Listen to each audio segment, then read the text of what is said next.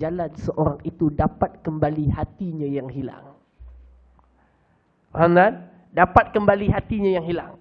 Duduk malam-malam sorang-sorang ke, dekat masjid sorang-sorang ke, duduk, itu tunduk. Ya Allah, bantu, tolonglah ya Allah. Aku dah tua ya Allah. Masih belum dapat lagi hati di mana perginya. Tuan-tuan, dia kena buat macam tu. Sebab kalau biasa-biasa angkat tangan doa, ya Allah ampunkan dosa, dia hati kita tu dah keras sangat dah. Dia punya dindingnya banyak dah, dia nak kena pecah dulu. Pecah tadi dengan ilhah. Ingat perkataan tu, ilhah. Iaitu minta dalam keadaan mulihan. Okey, mulihan. Munkasiral qalbi. Iaitu hatinya remuk dan pecah di hadapan Allah Subhanahu wa ta'ala. Boleh tuan? Dapat dah? Baik, itulah nanti dalam bulan Zulhijjah kita kena buat, kita kena banyakkan selain amalan biasa. Sebab kalau tuan-tuan banyak amal zikir, sembahyang, sunat, sekadar bentuk zahir yang tidak menyampaikan hati itu bersambung kepada Allah, tuan-tuan, dia seperti apa? Seperti tuan-tuan makan kena muntah balik. Macam itulah, macam lebih kurang tuan. Ataupun tuan-tuan seperti orang makan daging pakai gigi palsu. Tahu tak Haji Mahfuz? Makan daging tapi pakai gigi palsu. Tak rasa, kunyah tu tak boleh rasa. Tahu-tahu dah telan dah. Dia tak boleh tekan tu. Ustaz tak syok lah. Tak rasa, kapit tu tak rasa. Pasal yang kapit tu palsu. Tak ada urat. Haji, ya. Tahu-tahu telan. Nikmat tak daging tu? Tak. Rupa-rupanya selama ni 60 tahun kita hidup, dapat kapit makanan tu nikmat. Dapat kunyah tu. Nikmat. Bila dah hilang giginya baru tahu tergigit benda ni nikmat. Lepas tu masa daging terlekat dekat gigi, maki pula. Dulu masa rasa nikmat tu. Kan? Dah hilang gigi tu baru rasa, ya Allah, kalau dulu ada gigi, seronoknya, sedapnya, tekan, rasa. Selit pun tak apalah. Selit tu tengah congkil tu pun rasa nikmat. Tuan-tuan nampak tak? Hadirin yang dikasihi sekalian, orang macam makan. Begitulah amal ibadah kalau tidak ada rasa hubungan kepada Allah semakin dekat, ia adalah seperti seorang yang makan sesuatu tapi tak rasa nikmatnya apa. Beribadah mesti ada nikmat. Zikir mesti ada rasa. Baca Quran mesti ada rasa. Sembahyang mesti ada rasa. Antaranya khusyuk dalam solat. Jadi tuan-tuan, bulan Zulhijjah ni datang, barukan balik hati kita. Mintalah, ya Allah, mungkin aku punya hati dah hilang dah sekarang ni. Bulan Zulqaidah, lepas Syawal kan. Macam-macam dah kita buat tuan-tuan. Ya Allah, dalam bulan Zulhijjah yang penuh rahmat, kebaikan yang Engkau turunkan, ya Allah, kembalikan hatiku yang hidup berhubung kepadamu, ya Arhamar Rahimin. Jadi tuan-tuan yang dikasihkan, itu kita cuba dapatkan pada bulan depan insya-Allah. Benar Kita mula 1 Zulhijjah pada 22 Jun kalau tak silap saya. Kan? Betul kan? 22 Jun insya-Allah taala. Baik. Kalau tak ada perubahan lah, okey, tengok dia punya ni. Baik, tuan-tuan yang dikasihi sekalian, jadi 1 hingga 10 adalah hari-hari kebesaran. Penting, besar untuk kita hidupkan bersama. Yang kedua, tuan-tuan yang dikasihi sekalian, dalam bulan Zulhijjah nanti ada satu amalan yang paling disukai Allah untuk kita buat. Paling disukai Allah untuk kita buat. Dan amalan ini tuan-tuan boleh rujuk di dalam Suratul Saffat. Suratul Saffat. So teringat kenangan-kenangan kita tadabbur tuan-tuan. Dah sampai mana dah ya? Saffat dah lepas rasanya. Okay. Dan dalam Suratul Saffat ada satu kisah yang Allah rakamkan tentang perintis kepada amalan korban ataupun udhiyah yang dilakukan.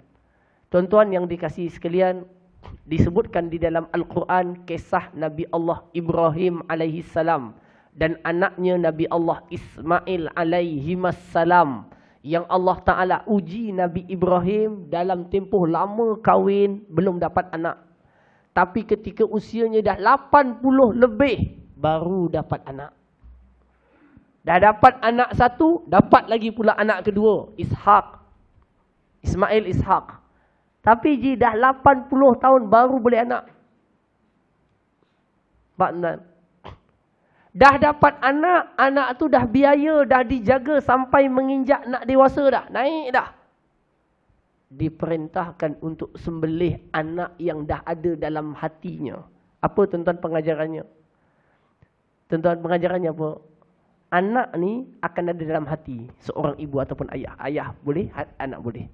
Tuan-tuan, Allah Ta'ala nak ajarkan kepada Nabi Allah Ibrahim, dalam hati ni mesti hanya ada Allah. Hanya ada Allah. Faham? Jangan lain daripada itu. Mesti hanya ada Allah. Lalu keluarkanlah selain Allah daripada hatimu. Waktu itu anaknya, Ismail. Lalu datang perintah sembelih. Nabi Ibrahim nak buat perintah itu, dia keluarkan rasa perasaan anak tadi. Tak apalah. Allah perintahkan dah. Waktu itu sudah masuk perintah Allah dan cinta Allah banding dengan anak. Faham tak? Saat itulah Allah terima dan Allah kata dah tak sembelih dah.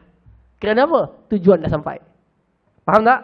Tujuan kamu dah berjaya keluarkan masa nak sembelih itu, maknanya dia keluarkan dah rasa dia kepada anak. Dan dia telah masukkan rasanya kepada Allah Azza wa Jalla. Waktu tu Quran kata apa dalam surah Safat?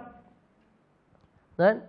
Falamma tallahu lil jabin wa nadainahu an ya Ibrahim qad saddaqta ru'ya. Dan ketika itu kami pun panggil, wahai Ibrahim, kamu dah benarkan perintah di dalam mimpi, dah tak payah sembelih, kami gantikan dengan seekor kibas yang besar untuk digantikan kepada sembelihan tersebut. Tuan-tuan yang kan, itulah sama pelajaran kita. Orang yang sertai korban, tuan-tuan, nilaian korban 290, kalau kami buat di Kashmir 390, dekat masjid mungkin harganya 700, 650. Sesuatu yang ada dalam hati kita biasanya adalah harta dan duit. Siapa pun tuan-tuan. Biasanya. Orang yang sanggup keluarkan itu untuk korban. Untuk korban. Dia telah keluarkan yang ada situ dan dia masukkan perintah Allah dan nakkan pahala daripada Allah. Itulah tarbiyah yang besar Allah ajarkan dalam peristiwa korban. Jadi kalau korban tuan-tuan, jangan biasa-biasa. Nah, saya masuk dah. Kan? Lagi dia kata tak apalah, saya 3 ekor sponsor korban. Tak. Yang nak dikehendaki daripadanya itu adalah tarbiyah hati untuk keluarkan satu yang kita suka, iaitu harta, untuk masukkan apa yang Allah nak, iaitu perintahnya. Itu, dapat buat itu, kita telah naik satu peringkat hati yang lebih baik. Boleh tuan? Selesai. Itu namanya korban. Okay, itu yang paling besar. Yang keduanya, selepas kita korban, ada benda yang besar Allah nak wujudkan dalam suasana korban, iaitu syiar agama Allah diagungkan dan ditinggikan. Tuan-tuan buka surah Al-Hajj. Surah Al-Hajj ni surah haji. Surah Al-Hajj yang sama surah tentang korban.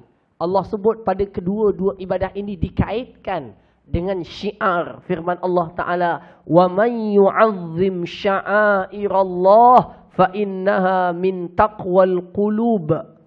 Dan barang siapa yang membesarkan syiar agama Allah, menunjukkan dalam hatinya ada ketakwaan. Ada ketakwaan. Dan itu part yang kedua. Seterusnya hadirin yang dikasihi sekalian, dalam bulan Zulhijjah juga ada satu ibadah yang besar, namanya ibadah haji. Haji. Namanya pun Zulhijjah. Hijjah tu dia berkaitan hajj. Hijjah, haji. Zulhijjah, musim haji. Hadirin yang dikasihi sekalian, di dalam bulan Zulhijjah inilah juga satu ibadah yang menggambarkan hati juga. Kalau tadi yang pertama kan 10 awal kan. Lepas tu korban, hati, takbir hati. Haji tuan-tuan luar biasa. Haji akan mengajarkan semua orang untuk dia ini sama je di sisi manusia semuanya. Pembezanya di sisi Allah. Tuan-tuan pergi haji dengan jumlah manusia yang sangat ramai. Kalau kat Malaysia dia adalah VIP. Sampai di sana saat nak melontar, saat nak wukuf, dia adalah orang biasa. Biasa. Dia pun kena tunggu giliran tandas. Saat nak melontar, boleh jadi dia kena lontar. Boleh jadi tuan-tuan. Berapa banyak tuan-tuan? Ada seorang pakcik tuan-tuan, dia bawa batu, dia punya geram dengan syaitan dekat tu, dinding tu, dia balik, dia lontar. Lontar tu batunya mantul balik kena dia. Mantul balik kena dia. Dah kena dinding tu, kena balik dia. Mantul. Ada yang paling geram sekali, dia pakai selipar dia baling. Okey. Nak ceritanya saat melontar, saat bermalam di Muzdalifah, saat wukuf di Arafah, di bawah terik panas matahari, walaupun ada kemah, bahangnya panas. Siapa pun dia akan rasa itu. Kalau kat Malaysia tak sempat kena panas, aircon menjang. Bangun pagi, driver ambil, masuk kereta aircon, terus masuk pejabat aircon. Makan tengah hari kat restoran pun aircon. Masuk pejabat balik aircon. Sampai rumah aircon. Pergi dekat Arafah tuan-tuan, tak adanya aircon. Kalau ada aircon pun aircon ni panas, bahang. Mengajarkan manusia kamu semua adalah sama sebagai manusia, dan siapapun kamu ketika menghadap Allah, kamu adalah kamu. Seorang pemerintah, Perdana Menteri waktu tu datang daripada satu negara datang. Dia pun baring macam orang lain baring dekat kawasan Masjidil Haram. Dia kata, tuan ni orang besar, raja ataupun Perdana Menteri. Menteri kat sini ni. Dia kata, ketika aku menjadi tetamu kepada raja bagi segala raja, hilanglah kerajaanku. Hadirin yang dikasihi sekalian, haji nak mendidik hati manusia untuk sama sahaja ketika kita menghadap Allah Azza wa Jalla. Dan penilaian waktu itu hanya ditentukan oleh Allah Subhanahu wa taala, iaitu sebaik-baik kamu adalah orang yang paling bertakwa kepada Allah. Semoga Allah jadikan kita semua di kalangan orang yang bertakwa. Amin ya rabbal alamin. Hadirin yang dikasihi sekalian, yang seterusnya dalam musim itu ada satu amalan yang kita disuruh untuk betul-betul sungguh-sungguh buat, iaitu hari Arafah. Hari Arafah. Puasa boleh hari itu, tuan-tuan, dan banyak akan minta dan berdoa pada hari Arafah dengan sungguh-sungguh, kerana hari itu luar biasa. Disabdakan oleh Nabi SAW, puasa yang afdal adalah puasa pada hari Arafah, yang Allah akan kafarahkan dosa orang yang puasa pada hari itu setahun sebelum dan setahun yang selepas, yang nilainya adalah tuan-tuan rasakan tuan-tuan berada di Arafah. InsyaAllah tuan-tuan, kita dijemput Allah sekali lagi menunaikan haji ataupun umrah dalam keadaan yang sehat walafiat, insya-Allah tuan-tuan, sebelum kita bertemu dengan Allah dalam keadaan hati kita telah pun sehat, baik dengan rawatan yang telah kita lakukan. Baik tuan-tuan yang dikasihi sekalian, maka dalam tempoh waktu yang ada ni tuan-tuan, saya suka untuk berikan ataupun halakan kepada tuan-tuan semua beberapa perkara yang dinyatakan oleh Syekh di dalam bukunya daripada perkara-perkara yang boleh membantu seseorang itu untuk mendekatkan dirinya kepada Allah Subhanahu wa taala, dan untuk membawa dirinya, mendekatkan dirinya kepada Allah Subhanahu wa taala, iaitu yang disebut di dalam satu bab.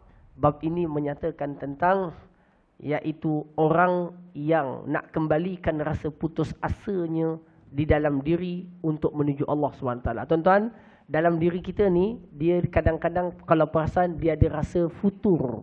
Futur ni apa futur? Futur. Fa, ta, waw, ra. Futur. Haji Nawawi. Oh, Haji Nawawi pula tanya. Kalau tak ada Makcik Naimah. Cikgu Naimah. Futur. Futur ni apa tuan-tuan? Fa, ta, waw, ra. Futur. Kalau fa, ta, waw, ra, futur maknanya sarapan. Fa, ta, waw, ra, futur sarapan. Kalau fa, ta, waw, ra, futur maknanya tak ada maknanya. Tak ada maknanya. Okey. Fa, ta, waw, ra artinya adalah putus asa, ataupun kita panggil apa kalau orang dah bosan, bosan apa bahasa standard dia? Macam kecewa tuan, dah lah putus asa. Tuan-tuan, dalam perjalanan kita hidup ni akan ada masa jiwa kita kecewa, betul tak? Bukan sikit, banyak. Macam tak ada rasa apa pun ustaz. Adalah, hatta minta maaf sebut, hatta kepada Allah kadang-kadang hati ada kecewa. Tuan-tuan, itu tidak boleh dibiarkan kerana itu penyakit. Kalau rasa lemah, malas nak buat amal, itu boleh datang sekali-sekala. Betul tak? Tuan-tuan bangun, sembahyang sunat. Tapi ada masa, rasa macam malas dia nak bangun. Nak sembahyang sunat 2 rakaat ba'diyah tu rasa malas sangat. Tuan-tuan, tak apa. Itu benda biasa. Itu benda biasa. Maka hadirin yang dikasihi sekalian, kalau datang perasaan futur, rasa lemah, rasa malas, rasa kecewa, tuan-tuan, jangan biarkan ia lama. Tuan-tuan kena cepat rawati ia dengan beberapa cara berfikir. Okey? Antaranya yang pertama, ketika orang sedang futur, biarkan dirinya berseronok dan senang-senang dengan perkara yang harus. Contoh, tuan-tuan rasa, ya Allah, tak tahulah kenapa. Ustaz, tak tahulah Ustaz, tak kenalah. Nak doa pun rasa malas, nak ngaji pun rasa malas. Tuan-tuan ambil jalan apa tuan-tuan? Seronokkan hati dengan benda yang harus. Contohnya apa? Pergilah berjalan ke Cameron Highland. Tak apa. Iya, tak ni sungguh ni bukan melawak, sungguh. Kerana bagi nafsu dan diri itu, dia ada waktu untuk dia digembirakan supaya dia dapat balik semangatnya. Ada orang dia jadi seronok kalau pergi ladang kambing, dia balik semula. Pergi tak? Pergi. Pergi. Kalau saya tuan-tuan, saya berjalan. Kalau saya punya ni berjalan. Berjalan tu dengan buat misi kebajikan ke tak apa. Tuan-tuan tahu kan, saya baru balik daripada sempadan Syria. Mungkin ada yang dapat video, ada yang tak dapat video. Ada yang dalam grup saya tu, grup Al-Atas Care, dia dapat video saya pergi ke sana sini. Saya baru je bulan lepas. Bulan lepas lah. Bulan lepas, awal bulan lepas. Saya pergi ke sempadan Syria sekali lagi. Dulu pernah pergi, kalau tuan-tuan ingat, yang tuan-tuan sama-sama menyumbang tu kan. Pergi, ni saya pergi lagi sekali, temankan ustaz saya. Kali pertama saya bawa dia, lepas tu kali kedua dia pergi sendiri, kali ketiga dia pergi sendiri, kali keempat dia bawa saya lagi. Dia bawa tu sebab orang yang ada kat sana tu dah balik Malaysia dah. Pelajar yang duduk sana dah balik Malaysia. Dia tak ada connect. So saya bawa sekali lagi. Jadi baru ni kami pergi. Asalnya saya pergi, tujuannya adalah untuk saya ambil cuti, saya nak pergi umrah. Itu asalnya. Saya pun ambil cuti, nak pergi umrah. Cuti pun dah lulus. Alhamdulillah. Nak pergi umrah. Umrah dengan syarikat travel sebagai mutawif. Sebagai mutawif. Jadi bila sebagai mutawif tu syarikat travel, buat. Lebih kurang 2 minggu lagi nak sampai tu lepas raya. Betul-betul lepas raya program kami tu. Lepas raya, dia pun kat long, Ji macam mana? Jadi tak pergi? Dia kata, Ustaz, jemaah tak cukup nak pergi umrah. 3 orang ni. Habis cuti dah ambil macam mana ni? Aduh, kata. Kan? Ngam-ngam pada waktu dia dah bagi jawapan macam tu. Tuan-tuan, Ustaz yang pernah minta saya sekali tu, dia datang. Dia jumpa lagi. Ustaz Syafiq, boleh temankan saya tak? Pergi macam tempat hari tu. Sebab budak-budak Malaysia yang duduk sana semuanya dah balik. Jadi tak ada orang nak temankan saya. Saya kata, bolehlah Ustaz, tak ada masalah. Saya pun dah tiba-tiba ni, tiba-tiba tak jadi. Asal nak pergi umrah sebab saya dah lama sangat tak pergi umrah dah. Rasa nak pergi lagi. Jadi pergi untuk free. Bukan free je, siap dapat gaji lagi. Jadi mutawif lah. Kan? Jadi bila tak jadi macam tu tuan, jadi saya pun kata, tak apalah. Pergi ke sana. Jadi nak pergi ke sana, last minute pergi ke Jordan. Saya pun tengok harga tiket 5,000 lebih. Mahal lah tuan-tuan. Orang marahin macam saya ni mahal lah. Kan? Dan 5,000 lebih. Bila 5,000 lebih, saya kata, macam mana nak bagi murah? Ustaz, harga 5,000 lah. Dia kata mahal. Memang saya pun tahu mahal. Tu yang saya macam teragak-agak nak pergi. Saya kata, tak apa, kita cari jalan macam nak murahkan. Saya pun kontak kawan-kawan. Kita Alhamdulillah ramai kawan, tuan-tuan. Kan? Kontak-kontak kawan-kawan di Mesir apa semua cari. Dia kata ada yang murah. Cara nak murah adalah pergi ke Mesir dulu. Daripada Mesir nanti baru ke Jordan. Yang tu murah. 3,000 lebih je. Oh, okey lah. Potong 1,000 lebih. Kan? 1,000 lebih tu boleh buat macam-macam. 1,000 lebih. Saya pun setuju. Saya kata, okey lah kita beli. Ustaz, kita pergi Ustaz. Bismillah, tawakal. Jadi bila tiket daripada Malaysia, transit di Kuwait, daripada Kuwait pergi ke Mesir, daripada Mesir transit ke Jeddah, daripada Jeddah baru sampai Jordan. Baru sampai Jordan. Tuan-tuan? Okey. Belum cerita habis lagi ni, Ustaz. Okey, jadi bila dah ambil flight itu, terbanglah ke Kairo. Ke Kuwait dulu lah. Pergi Kuwait dulu. Okey, daripada Kuwait. Itu tuan sebab saya rasa dah lama saya tak keluar negara. Saya kena keluar tuan. Bagi gembirakan hati. Kalau tak dia dalam perjalanan tu dia futur. Berjalan sampai walaupun misi tak kisah. Yang penting dia kena keluar daripada suasana. Pergi sampai ke Kuwait. Dan suku hari terus terbang ke Kairo. Sampai turun di Kairo, tuan-tuan tahu baru saya teringat, saya ni dah simpan lama hajat sejak saya kat sini lagi. Saya pernah sebut kat tuan-tuan kat sini. Saya kata saya rindu dengan guru-guru saya yang mengajar saya dulu. Yang saya belajar dekat rumah-rumah dia, datang ke rumah Syekh, pergi masjid. Yang kat universiti payahlah nak jumpa tuan. Okey, saya rasa saya nak jumpa sangat. Mungkin saya pernah cakap kat sini, tuan-tuan lupa. Anak siapa ni? Okey. Baik. Tuan-tuan jumpa dulu kecil kan? Ni nak dapat adik lagi dah. Tuan-tuan jangan main-main. Pantang tak jumpa saya je tuan. Jumpa lagi sekali ada baby lagi. Jumpa lagi sekali ada baby lagi. Okey. Setakat ni mak yang sama dan alhamdulillah. Baik, hadirin yang dikasihi sekalian. Tuan-tuan, apa saya sebut tadi? Okey. Baik, tuan-tuan yang dikasihi sekalian. Adik ya. Bagi Umi. Baik, tuan-tuan yang dikasihi sekalian, Allahumma salli wa sallim wa barik alaihi wa ala alihi. Tuan-tuan, saya sampai ke Mesir. Tuan-tuan bayangkan, dalam masa 1 hari setengah aja perjalanan. Tuan-tuan, Allah Ta'ala takdirkan dan mudahkan saya ziarah semua guru saya tanpa appointment awal. Pasal kita last minute buat kerja tuan. Dan saya boleh kumpulkan kawan-kawan saya satu batch belajar di Al-Azhar tu dekat Mesir tu, kumpul, bukan semualah, ramai juga kumpul buat reunion sekali. Ada yang datang daripada Saudi semata-mata nak reunion. Tuan-tuan, itu dalam masa sehari setengah je dekat Mesir. Turun di Kairo buat. Yang anehnya guru saya ni tuan-tuan, ada seorang guru saya ni dia sakit. Dah 3 tahun dia tak boleh turun pergi masjid. Sakit. Dia duduk atas kursi je. Saya tak ada nombor telefon dia, nak call tak ada nombor. Nombor call tak ada. Tapi saya kata saya mesti pergi. Ini guru paling utama saya. Nama dia Syekh Dr. Abdullah Yusuf Ash-Shazili. Profesor Dr. Abdullah Yusuf Ash-Shazili. Tua dah tuan. Sejak Covid tu, dia dah tak datang ke masjid dah. Okey, dia duduk je. Saya kata macam mana saya nak datang? Macam mana saya nak jumpa dia? Rumahnya saya tahu. Tapi saya tak tahu nak kena appointment dia, tak sihat. Saya tanya masjid. Masjid tu kata dah 3 tahun Syekh tak datang sini dah. Kan? Saya kata tak apa. Kan saya kata ini saya ada sehari lebih je. Saya tak tahu bila lagi saya ke Mesir. Kan?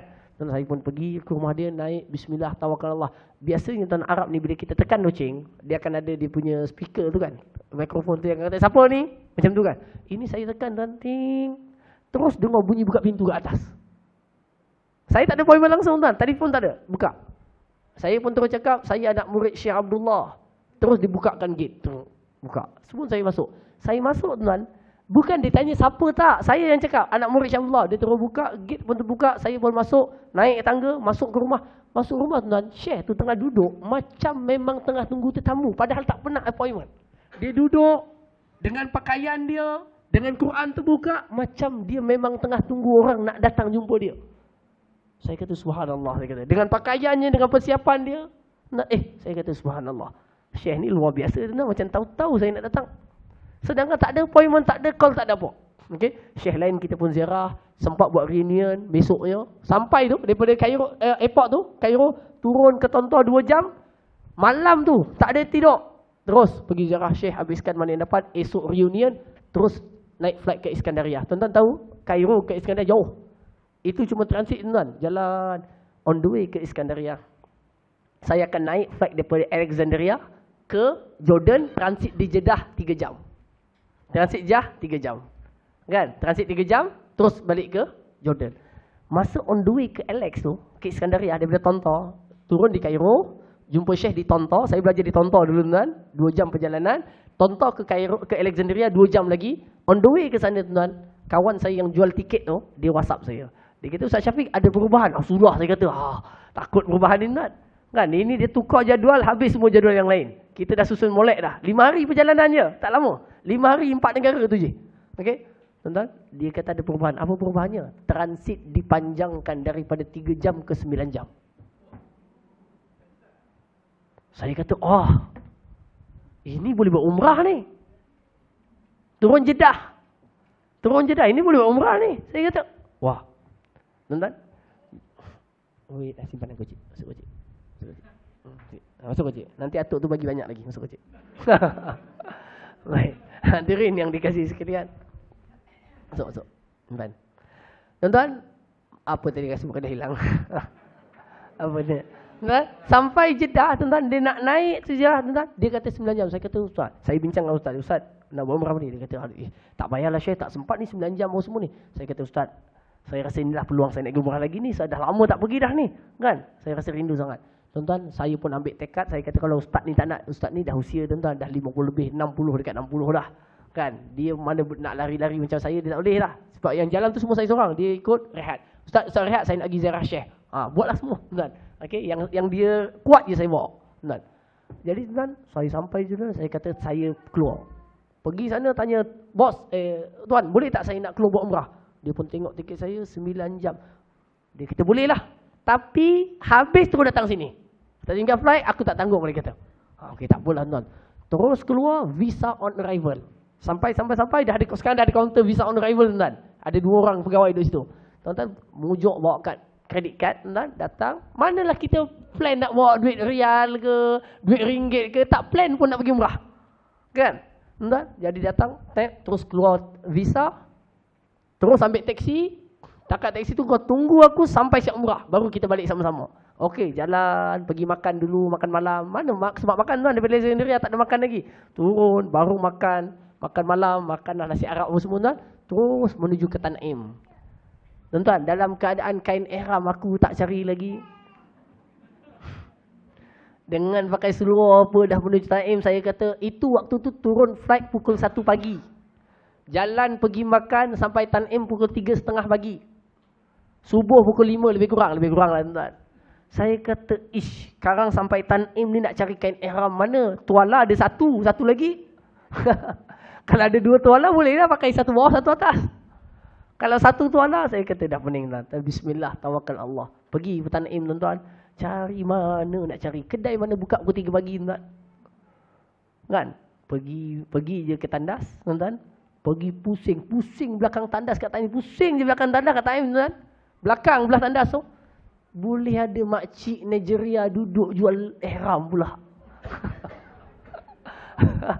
Pukul 3 pagi saya kata makcik ni pelanggan dia siapa agaknya ya. Kan? Okey tuan. Alhamdulillah dapat beli kain ihram tu. Dengan ustaz-ustaz tu ikut saya sekali. Asal dia tak nak tuan, dia berat. Pasal dia rasa tak larat. Tak apalah. Alhamdulillah dapat. Duit pun pinjam duit ustaz tu. Mana bawa rial? Kalau Nigeria tu pakai kad kredit saya boleh bayar. Tak berat. Kan? Jadi alhamdulillah. Naik terus naik kereta cepat-cepat pergi ke Masjidil Haram. Alhamdulillah tuan-tuan. Tuan-tuan, perjalanan saya bukan nak pergi situ, nak pergi Jordan je.